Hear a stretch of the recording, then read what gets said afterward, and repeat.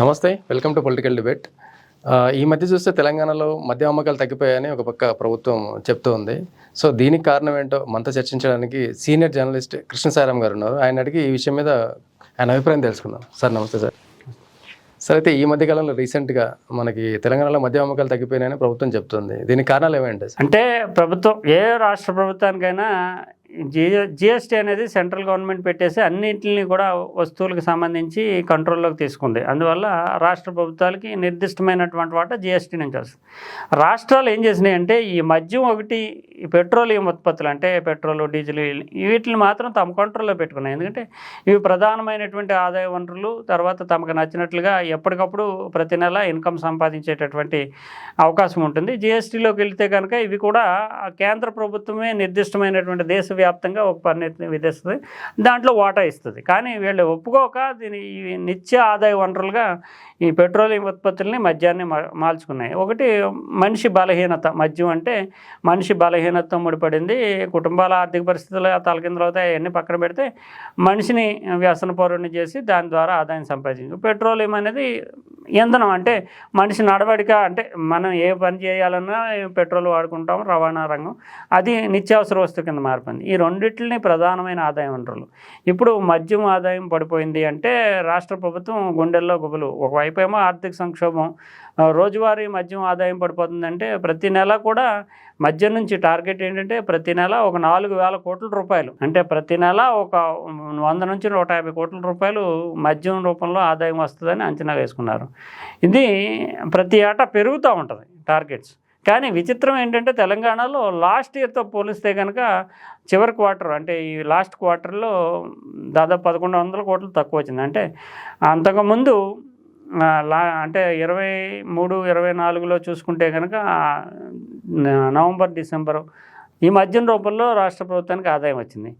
ఈ last year చూస్తే కనుక ఈ క్వార్టర్ చూస్తే కనుక ఈ డిసెంబర్, జనవరి, ఫిబ్రవరి, ఇప్పుడు 24 నుంచి ఇప్పుడు దాకా చూస్తే కనుక ఫిబ్రవరి వరకుని 9,450 కోట్లు ఎంత వచ్చింది, అంటే 1,100 కోట్లు పైచీలకు తగ్గిపోయింది. 1,100 కోట్లు అంటే చాలా పెద్ద మొత్తం. పైగా వీళ్ళు ఎక్స్పెక్ట్ చేసింది ఏంటంటే 10,500 కోట్లు అంతకుముందు సంవత్సరం వచ్చింది కనుక ఈ క్వార్టర్లో 12,000 కోట్లు వస్తుందని అనుకున్నారు.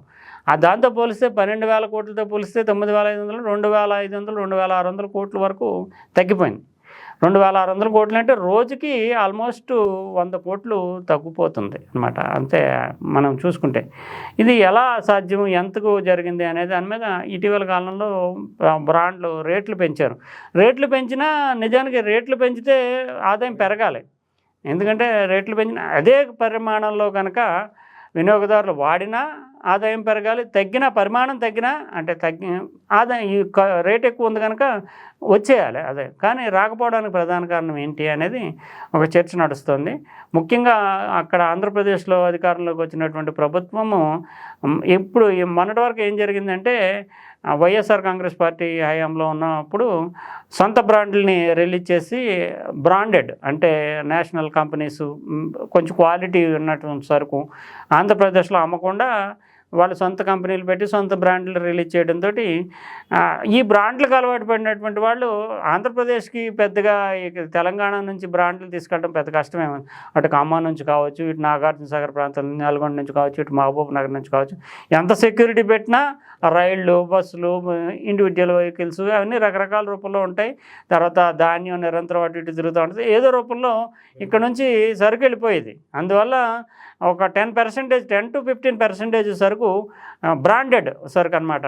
ఇవన్నీ కూడా ఈ తెలంగాణ నుంచి స్మగుల్ అయ్యేది. స్మగుల్ అంటే చిన్న వినియోగదారులే, సహజంగా నిరంతరం రవాణా జరుగుతూ ఉంటుంది కనుక స్మగ్లింగ్ స్థాయి పెద్ద స్థాయిలో కూడా కాదు.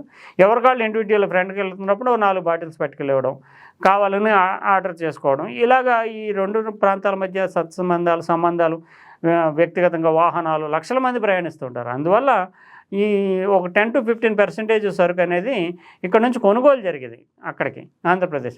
ఆ 15% కొనుగోళ్ళు అనేటటువంటి ఇప్పుడు అక్కడ కూడా దొరకడం వల్ల ఇక్కడ నుంచి కొని పెట్టుకెళ్లాల్సిన అవసరం లేదు కనుక ఆ మార్కెట్ అనేది ఆంధ్రప్రదేశ్ మార్కెట్ పడిపోయింది. ఇక్కడ కూడా వీళ్ళ రేట్లు పెంచిన తర్వాత వినియోగం అయితే సాధారణంగా ఉంది, కానీ ఒక్కసారిగా కుటుంబ ఆర్థిక పరిస్థితులు తలకిందులు చేసుకుంటూ ఎవరికి తాగరు కనుక ఆ మేరకు కొనుగోలు తగ్గించుకున్నారు. అంటే ఆ కొనుగోలు తగ్గించుకోవడం, ఆంధ్రప్రదేశ్లో స్వతంత్రంగా అక్కడికక్కడే షాపుల్లో అమ్మడంతో ఆ మార్కెట్ పోయింది, ఇక్కడేమో పెరగలేదు. దాంతో ఈ 3 నెలలు వీళ్ళు వేసుకున్నటువంటి అంచనా 12,000 కోట్లు అనేది 9,500 కోట్లుగా ఆగిపోయింది. అంటే 2,500 కోట్ల మేరకు ఇక్కడ అమ్మకాలు అనేటటువంటి అంచనాలకు అంటే తక్కువగా ఉన్నాయి. అది రాష్ట్ర ప్రభుత్వానికి నిజంగానే ఆలోచన చేసుకోవాల్సినటువంటిది. ఇది పెద్ద ఆదాయ వనరు కావడం వల్ల ఇప్పుడున్న పరిస్థితుల్లో అది ముఖ్యంగా చాలా చాలా ఇబ్బందికరమైనటువంటి విషయంగానే మనం చెప్పుకోవాలి. ఓకే సార్, థ్యాంక్ యూ, నమస్తే.